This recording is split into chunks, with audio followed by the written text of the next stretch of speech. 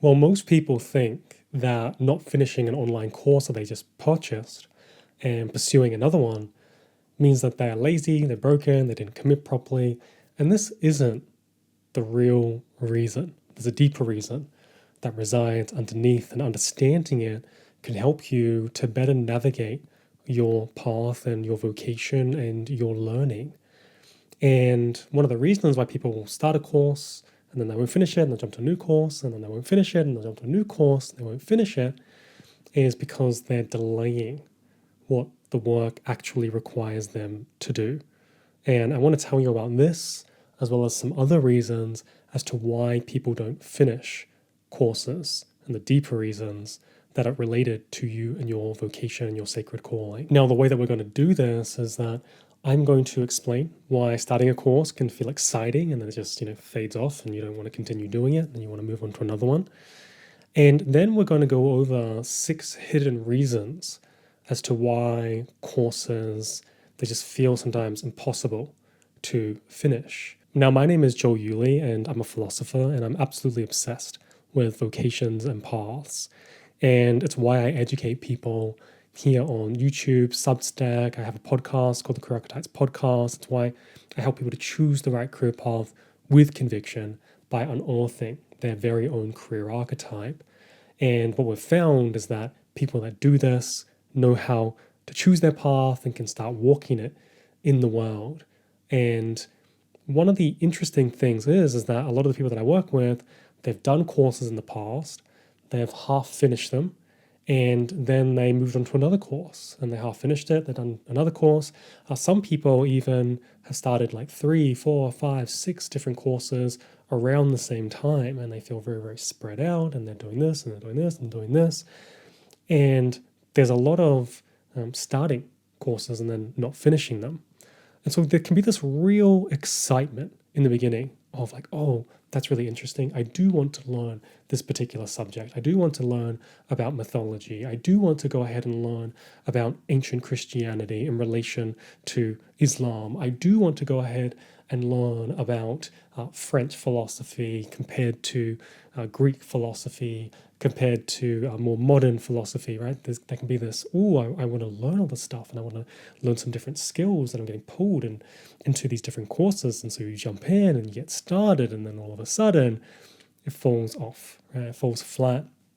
You don't want to keep going. And there can be this real pattern.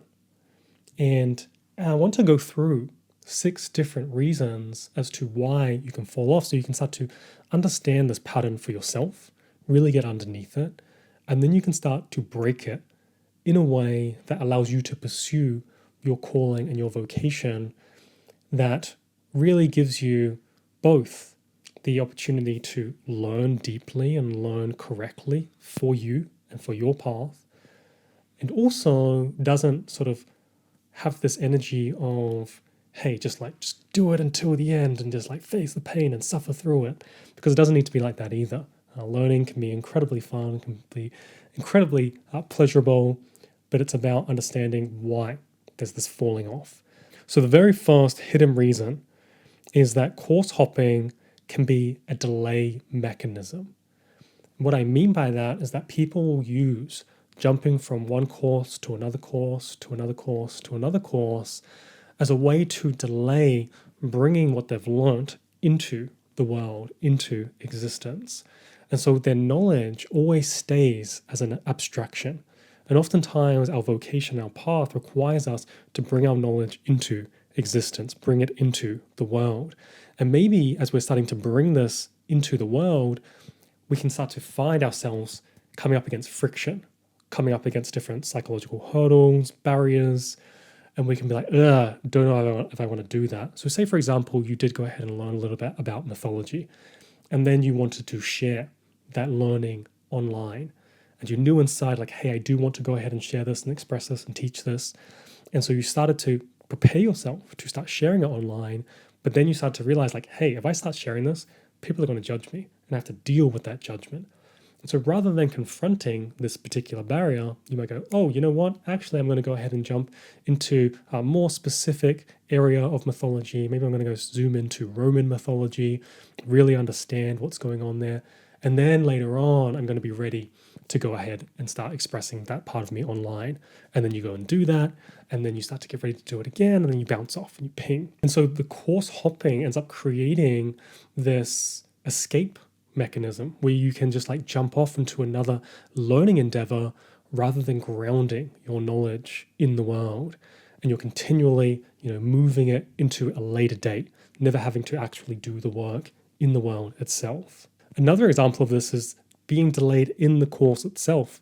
So if you think about someone that signed up to, hey, I want to learn how to sketch water lilies, and that was what the course was about, and they started going through and they're excited in the beginning, and then they start to say, okay, like, hey, I need you to sit down and actually sketch this out, and I need you to practice sketching it out over the next 7 days. And you do day 1, and then you do day 2, and then you're like, I have to do that work, but oh, wait, there's watercolor painting course over here, and that looks fun and that looks interesting. I've always wanted to learn how to do that. And then you jump off, right? So again, jumping off because you don't want to look and stare at the actual work that is required within the course itself. Now, the second hidden reason is external authority seeking. And a lot of people will seek different figures out in the world who seemingly know about the particular area that they're trying to learn about as the person that can teach them. Now, where this starts to get into a place where it doesn't quite work is that when we're constantly giving our own authority to somebody else and saying like they know better, they know better, they know better, then we're not developing our own personal authority over ourselves. We're not making our own decisions. We're not making our own way in the world. And there's a part of us that actually knows that. And so as we start to jump into these courses and people say like, hey, go in this direction, doesn't quite feel right, doesn't feel correct, and then we start to like fall off and not want to do that, rather than face like what is actually going on there at the root. Okay, I'm not taking authority over my life. I always want someone else to tell me what to do. I'm always looking externally for someone else to tell me that this is okay and to confirm it and to affirm it. And we're always looking at and for an authority figure instead of really looking at the root and dissecting what this is about and why this is happening. We say, okay, I want to look at another course, and maybe this will be the authority figure that I'm looking for. Always seeking it in someone else. And I've seen many people over the years when they're pursuing their vocation, where they'll be ready to trust in themselves. They'll be at this point where they know what their path is with conviction, and they just need to start walking the steps. And rather than starting to walk the steps and trust themselves, they look for the next person that could potentially help them with the next step rather than really trying to figure it out themselves. Maybe this is instead of researching herbalism themselves and buying some books and just like figuring it out, they're like, you know what, I'm going to go and do this course because this person, they're super experienced, they've been in the field for 10 years, and I'm going to learn from them. And they go in there, and then there's something that's not quite right because it doesn't quite align. They fall off, and then they're like, oh, well, maybe I'll go and do this person's course. And it's this constant jumping rather than taking yourself as the authority figure. Now, the third hidden reason is undeveloped virtues. And this comes back to this idea of you have specific virtues within yourself that need to be developed.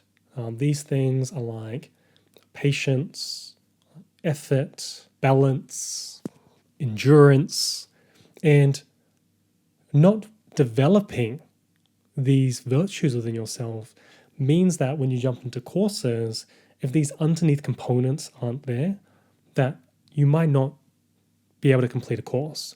So for example, if endurance isn't there, right, the course might be perfectly aligned for you, it might be the right kind of teaching, it might give you the exact result that you were after. But if you haven't developed endurance within yourself, the ability to continue on going, no matter what, right, if you haven't developed that side of yourself, then you're just not going to finish it. And then you're going to look for another course. And you might think like, hey, the course needs to be better. The course needs to be able to hold my attention. And there's some truth to that. But on the other side, have you yourself been developing the right components within?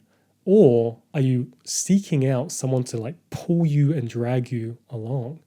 Right? So this virtue of endurance might not be there. So if we go back to this example of herbalism, let's say that you jump into a course, you're studying herbalism, right? It's very exciting in the beginning. You're there with beginner energy, right? Activation energy, energy that catalyzes, and you're like, oh, I'm here, I'm ready to do my course.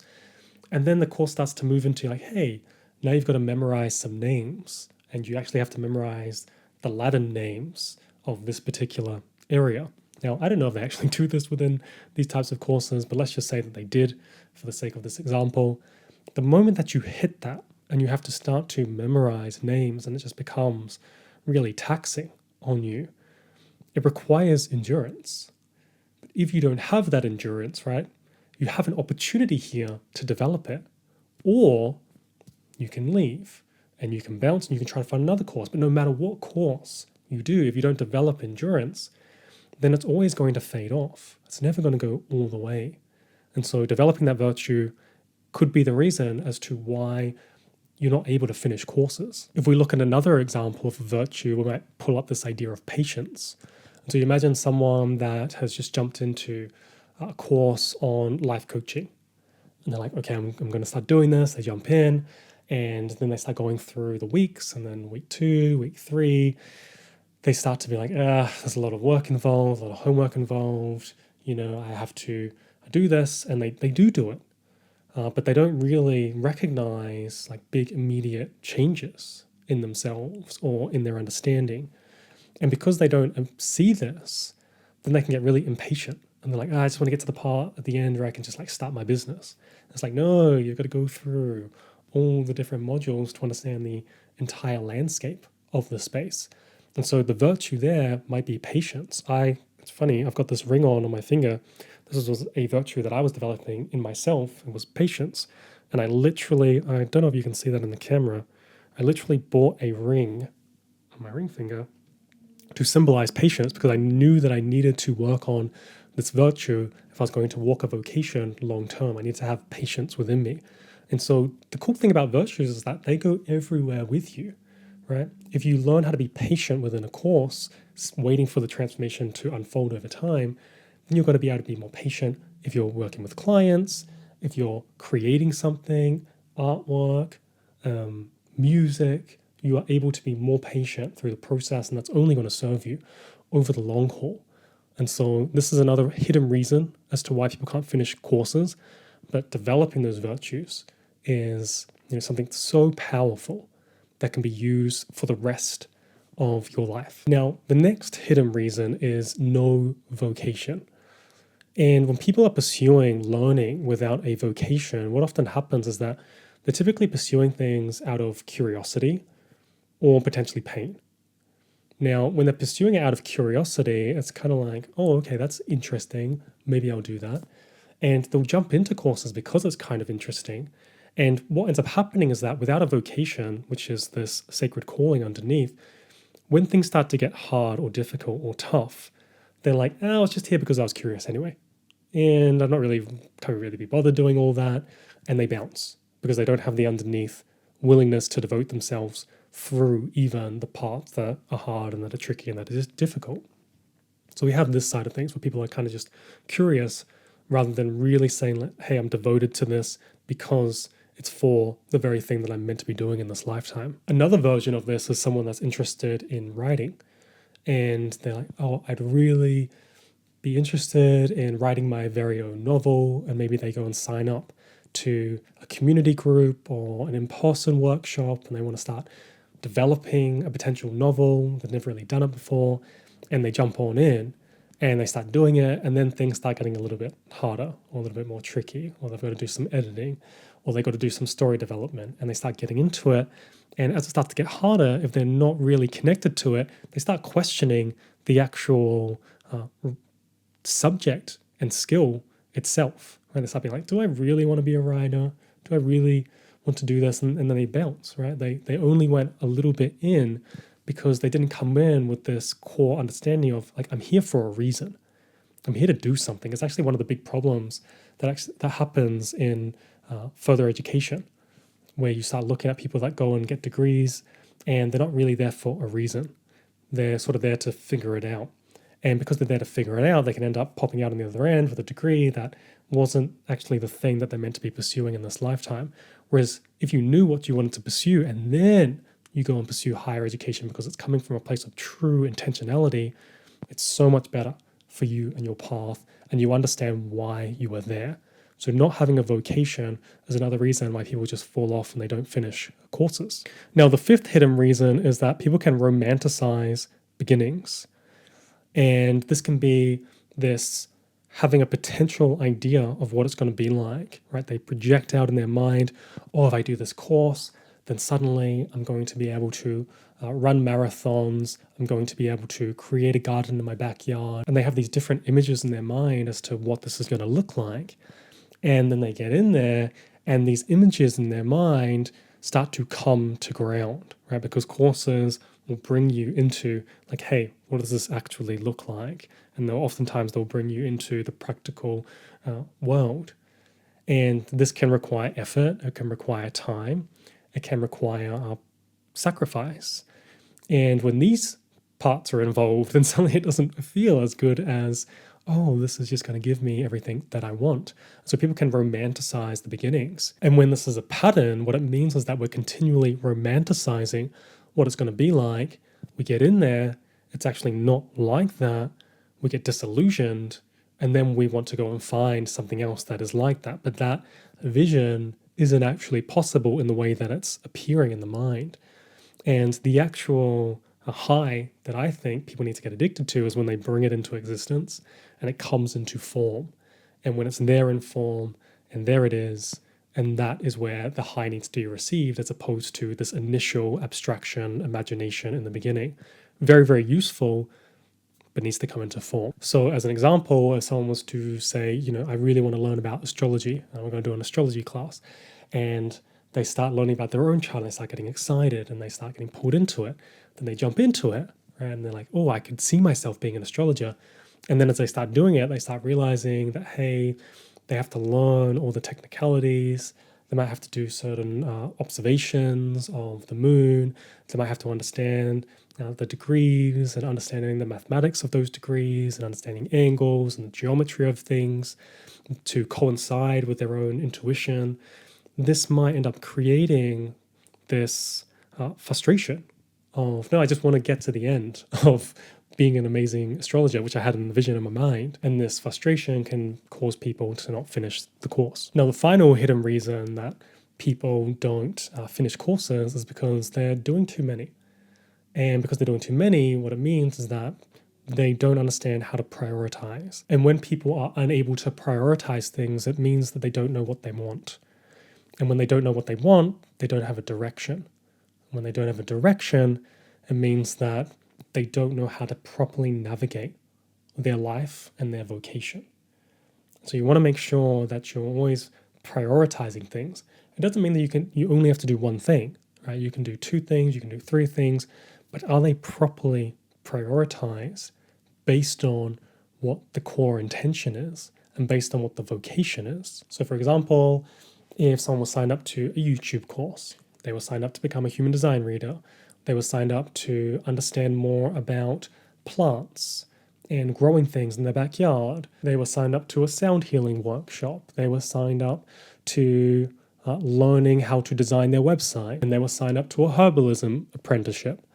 Now, if the vocation was asking them, hey, you really need to know about herbalism before you go and bring it out on YouTube, before you dive into human design, before you go ahead and go through sound healing for your own personal self-development, and that needs to come first, then suddenly we have a priority, right, based on what the aim is, which is pursuing the path for the vocation itself, for the sacred calling.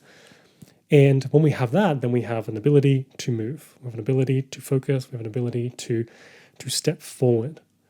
Once again, it doesn't mean that we've got to say, like, we can never go and learn any of those things. But what it does mean is that we have to understand how these things are organized in order for us to properly get some traction in the world. But it does mean we need to understand that by trying to do all of these things at one time, likely means that we won't finish them all. And by not finishing them all, then we're not going to get the benefit from them. So we wanted to get some benefit from them, But what we're doing by spreading ourselves too thin is that we're getting no benefit from them, even though we want that. And so we don't want to be left in that position. So if you are hearing these different reasons and you're wondering to yourself, I want to break this pattern of constantly course jumping, ask yourself these different questions. Ask yourself if you are trying to delay something rather than face it in the world. Ask yourself, are you spreading yourself too thin? Ask yourself, are you properly maturing your virtues, right? And is every single course that you do the opportunity to develop some of those virtues within you so that you can take them with you for the rest of your path? And by doing that, you will end up breaking that pattern of jumping from course to course to course without really getting the substance that you need from it that can help you on your path. And if you want to learn more about how I help people to choose the right career path with conviction by unearthing their very own career archetype, then you'll want to check out our community and 8-week course. And the funny thing is that we have an 8-week course and we have designed it in such a way to make sure that people get to the end and start to walk their path in the real world. And we do this by connecting you with the deepest components of who you are and your path. We get rid of temptation paths, we get rid of paths that are not meant for you, and connect you with your soul and a soul-led career. Now, the way that we do this is we look at these different facets of who you are through these different lenses. We look at you through astrology, Jungian psychology, biography, feedback loops, understanding how you're seen in the world. We also look at your different psychological hurdles, as well as looking at your many different interests. We decode them down to the essence. And then we bring this all together to understand and bring forth your career archetype. There's over 450 plus career archetypes. That list is growing every single day because our members are just unearthing new ones all the time. And we then show you how to start structuring your path out so you can take the very first steps and start living in the world, pursuing your career archetype and the work that you're meant for. That means we're looking at it from a soul level, we're looking at it from a financial level, and we're also looking at it from a lifestyle perspective to make sure that you're actually living a life that you want to be living. And so if you're interested in that, then go ahead and check out the link below.